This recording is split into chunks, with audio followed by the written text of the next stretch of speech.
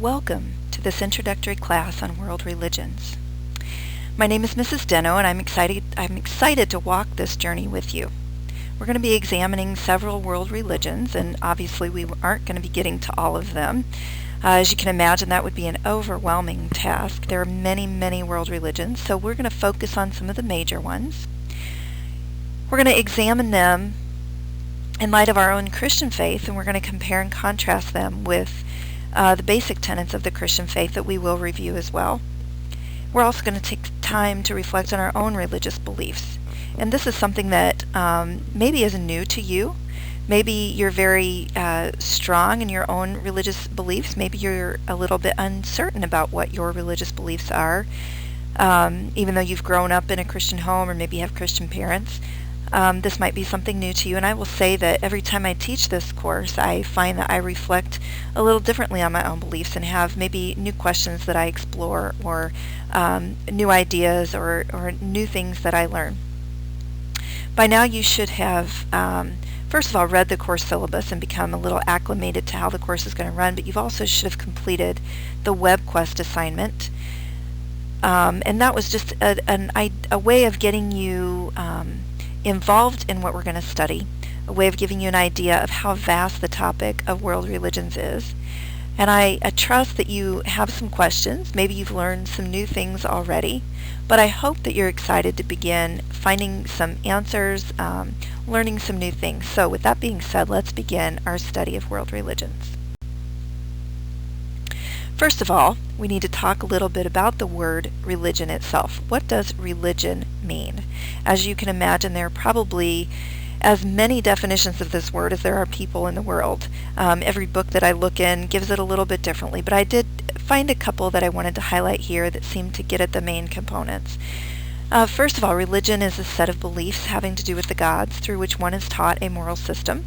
Also, just a quick Google search in dictionary.com brings up a definition of it's a set of beliefs concerning the cause, nature, and purpose of the universe, usually involving devotions or ritual observances and often containing a moral code governing the conduct of human affairs. So some of the key things that we consider when we talk about religion are we think about a belief system, usually involving morals, involving a supernatural power or sometimes more than one supernatural power. It's also, religion is also a way of explaining the world, the human place in it, how do human beings relate with that supernatural power. So all of those components are kind of common elements of what we would term as religion. So think about how you would define religion to someone who maybe asked you, and maybe it's something that you've never thought of before, but maybe you had ideas before, maybe you have new ideas now. How would you define the word religion? We need to keep in mind that religion is universal. Religious elements are present everywhere in the world, from the remote places to the very advanced civilizations and cultures. Various religious practices, various religious beliefs, all sorts of components of religion are worldwide. So it's something that involves everyone you would ever meet. One common question of debate when we talk about religion is, what is the origin of religion? Did it start with man or did it start with God? Some would say that religion is something that man made up as a way of explaining the world, as a way of explaining nature, things that are going on in the world around them. Some would say that man made up religion as a crutch to make it through the world. We all know that it's sometimes hard to live in the world, so some would say that man made up religion, that human beings thought of this concept of a supernatural power as a way of coping with a difficult life, as a way of comfort. Some people would say man thought up the concept of religion as a way of oppressing other people. And we've for sure seen that element of religion come through in history. Others would say that man did not create religion or make it up, but instead that God has revealed himself to human beings And that's where we get religious beliefs as a way of expressing that which God has revealed to us about himself. So again, think about what would the Christian perspective be. Many of us, again, have grown up in that belief system. Would the Christian believe that man made it up or that God himself revealed it to us? And then again, think about what are your thoughts. And again, I'll say again, maybe it's something you've never thought of. But where do you think this all came from? Did we make it up or did God reveal it to us? Out of all the types of religions in the world, we can narrow it down to 4 main types. And again, these are practiced in different ways slightly, but again, these are just broad categories. So first we have basic or primitive religions, religions of people in undeveloped areas of the world, and the religions of prehistoric peoples. And a lot of times we know little about these religions. We have religions originating in India, Hinduism, Buddhism. We will study those 2 in particular. A key component of religions originating in India is the idea of many gods, or polytheism, and the idea also of reincarnation. We also have religions originating in China and Japan, and these are religions that we will not spend a lot of time talking about in this class just because of the simple time element that we're working against.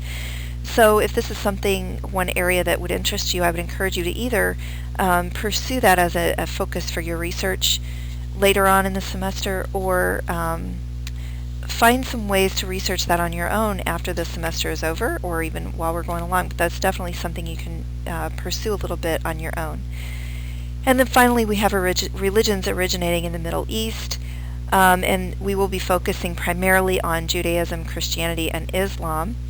A key component of these is the belief in only one God, or monotheism. Also believing that there will be a divine judgment of the world and that each person lives only one life, and which would be the opposite of reincarnation. You're probably familiar with this map a little bit from your WebQuest, and maybe you took time to look at that there. Just take a little moment now just to kind of refamiliarize yourself with some of the religions of the world. Again, this is not going to be representative of all religions everywhere, but it brings out those key ones, the main ones, and also, like for instance in the United States, we see that it's predominantly Christian, predominantly Protestant, but we all know that that doesn't mean that there are no people who live there who practice other religions. So this is just a general map showing you religious predominance in those parts of the world. And again, be thinking about what religions you're most interested in, and maybe some that you've never heard of before, or you have questions. That will serve you well as you think about a research focus topic for later on in the semester. Here we have the schedule of events for this class, and again, you can see, as you read in the syllabus and saw on the website, that it's broken into 6 modules, and you get a good idea of which we're going to be studying and in what order here. Just wanted to go over that again and just give you a summary of where we're headed so that you know what to expect. Along with that, we have weekly activities. This is not to say that there won't be some variation from week to week, but in general, this is what you can expect. Now keep in mind, in an online class there is some flexibility as far as when you do this work. You don't necessarily have to sit down at 8 o'clock every Monday morning and view the lecture if you don't want to. However, I have given you some days of the week that you should expect to have these components, these different elements of your week completed. This is to help keep us all on track so we don't get way behind in what we're trying to do. We're all kind of working on different schedules here, but if we keep up, we can keep up with the rest of the class, have better discussions, and generally have a more successful semester. So each week on Monday you should expect a weekly introduction. This will be either a reading assignment or a PowerPoint lecture presentation similar to what we're having now. You remember that last week's introduction was the reading, the course syllabus. I wanted you to get acclimated to what we're going to be doing in the structure of the class. So most of the time, the readings will occur during the first week of each module. So you will have 6 main readings. The weeks after that, for instance, the second or the third weeks in the module, would be where you would have the lecture. You will not usually have a reading and a lecture on the same week, so usually one or the other. Also, due on Wednesday of every week, you'll have an assignment and or a quiz, and that will be related to the topic of that week. Then we also have a discussion forum. The discussion forum is a very important piece of this course because we learn a lot from other people and interacting with them, and especially in a class like this where we're all reflecting a lot on our own beliefs, and we can really enhance our learning by participating in that to the fullest. So I will generally post a discussion question to our forum by the beginning of each week, and I would like for you to post your initial response by Thursday, simply because, at least by Thursday I should say, you can post at any time during the week, but if you post by Thursday, that should give people plenty of time to reply to the required number of postings by Friday, so that we can all have a good discussion. And finally, we have a personal blogging exercise each week, and this is really going to be an exciting element of the class for you personally. This is where you're involved in personal journaling about your experience in the class, some things that you're reflecting on, some things you're learning, questions that you've had answered, questions that you still have, insights that you're gaining. This is not going to be graded for rightness or wrongness. This is simply going to be graded for good quality of thought and reflection, and for posting your blog entry on time every week. So this is a very helpful component of the class, and it's not something that I want you to feel pressured by. Some of you are very good journalers, like to journal on your own a lot. Others would never journal if somebody like me didn't make you. So do your best with this, but use it as a way of reflecting on our course material, and refer back to the syllabus and our weekly modules to get more details about this and to learn about the grading and all the stuff that goes along with that. So as we go through each religion that we learn about, we're going to be answering 6 main questions. We're going to talk first about who or what is the origin, the founder, the main person, or the figure of that religion. Some religions will have just one, some might have many. We also talk about what is the view of God, what is the view of man, what is the view of the human problem in redemption, what is the relationship between God and man, and what are the sacred texts and scriptures. Now we do this way so that we can begin to keep all of these religions straight, and we can make some good comparisons between them. As you can imagine, different religions some are vastly different, some are very common, or some are very similar, but we want to have a way of comparing them and contrasting them consistently one from another. And this also gives you a framework for studying religions in the future that you might choose to study on your own. So this is just a systematic way that we're going to investigate and examine the religions that we cover here. So one of the last things I want to talk about, and one of the most important, is what is the big deal about world religions? Why is it important to study this? Some of you may have chosen to take this class on your own. Some of you may have had parents who insisted that you take it. So for whatever reason, we're all in here for a purpose. And I think one of the main purposes for a class like this is what we believe affects our actions. Everything we do, whether it be our personal actions or actions of governments and other political leaders, or even school administrators or our parents or family members, everything we do really comes from things that we believe, whether we know it or not.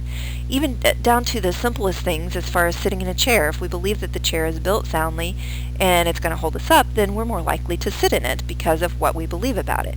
When we talk about religion, one of the examples would be if we believe that God is a real person who cares about us and who's active in our lives, then we're more likely to pray to God. If we believe that God is not very active and not a personal God, then we would probably be less likely to pray. So you can begin to see how the things we do result from the things we believe.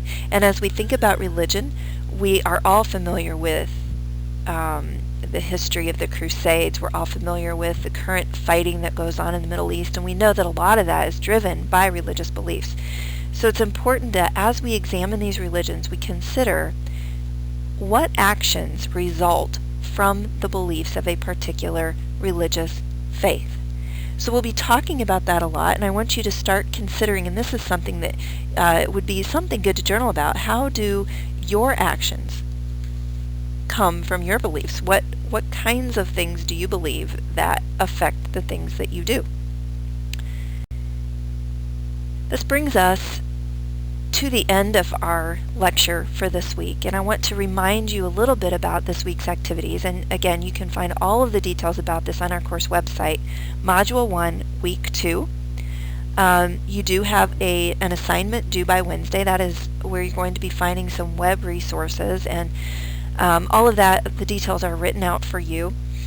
Because this is an online class, and because you will be doing a research assignment, I'm assuming that you're going to be using some online resources, and it's important that you know how to gather good quality online resources. There's lots of information out there on the web.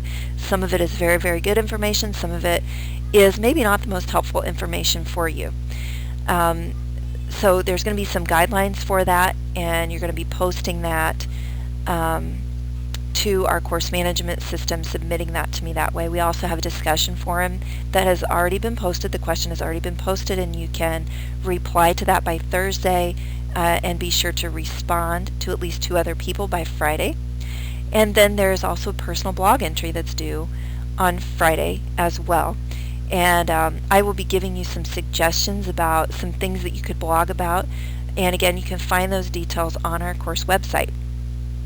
So we are off to a good start. If you have any questions or concerns or comments for me, please feel free to call or email. Email is typically the best way to get a hold of me. You can find all of my contact information on our course website. I look forward to hearing from you. I look forward to learning with you this semester.